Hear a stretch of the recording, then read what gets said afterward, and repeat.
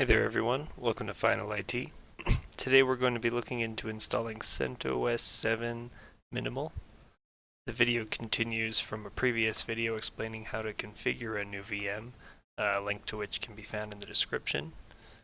For configuration of a CentOS 7 machine, it's pretty light, so you're only going to need to give it like a gig of RAM and maybe 2 cores, but you can always crank that down as well because it can run on less depending on what you're going to be putting on top of the operating system.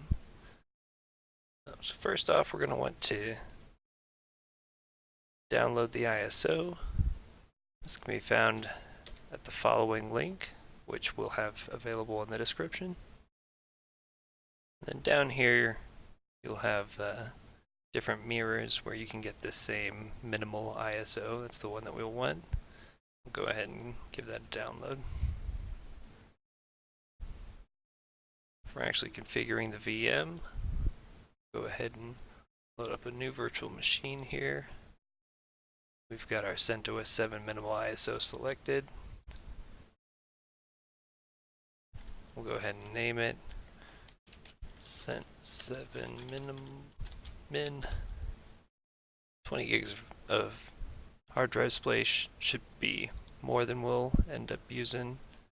I'm going to bump up the specs just a little bit just to hopefully get through the install a little bit faster. It generally won't need this much. Oh man, we want to make sure that we use the bridged network adapter here. Make sure it's on the main network with the rest of us. Alright, so we'll finish that. Here we'll see the virtual machine boot up. Alright, let's click into that. You'll see the cursor disappear, and we want to select the Install CentOS 7 option.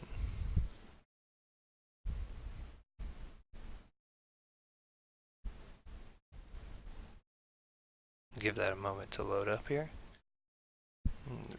Then going to be presented with a page that will have us select several settings that we're going to customize before the installation takes place.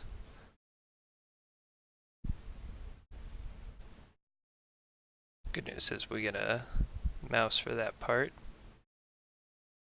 Here we go.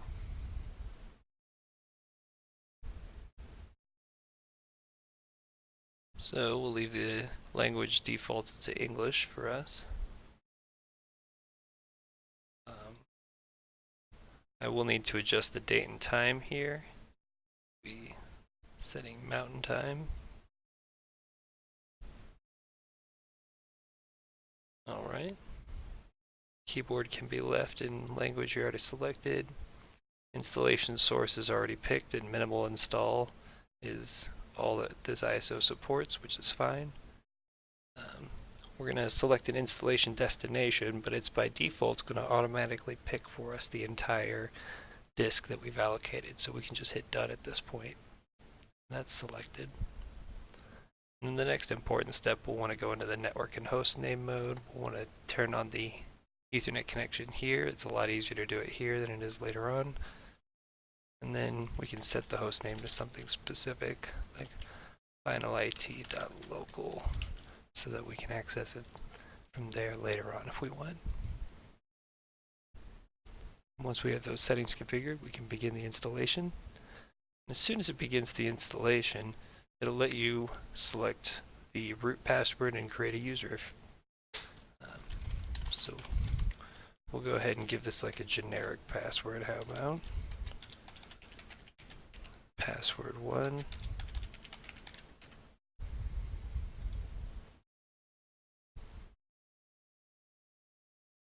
And then over here under the user creation, we'll go ahead and create a default user, name it finalit, which also gets copied to the username. We'll want to make it an admin, and we'll give it a generic password as well. These were actually going to be, primary machines. It might be better to put a real password on them, but this should be fine for now.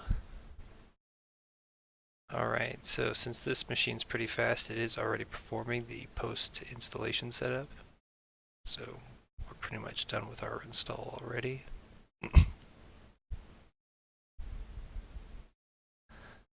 few more seconds to finish up. Alright, now that we've got the complete prompt, we'll need to go ahead and reboot our system. Let it do that. It's going to go ahead and boot back into the Linux operating system that we just installed.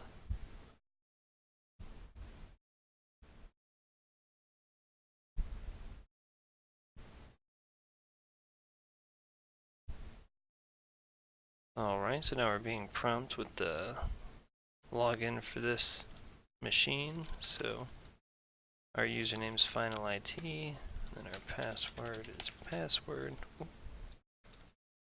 I messed that up.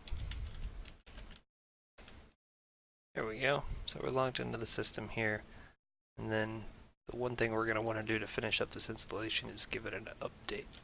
So we'll run sudo yum update -s. It'll prompt us for the password again, which we will enter.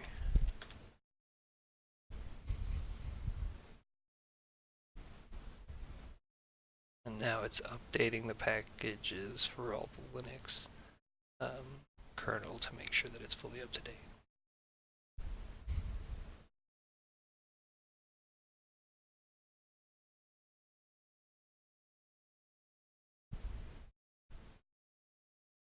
Alright, now that it's finished its update, we've got a fully up-to-date CentOS 7 minimal system. We can use this to run any number of applications on, so this will be a good basis for several videos in the future. Alright, thanks for watching everybody. Please like, subscribe, and let me know what you guys think in the comments.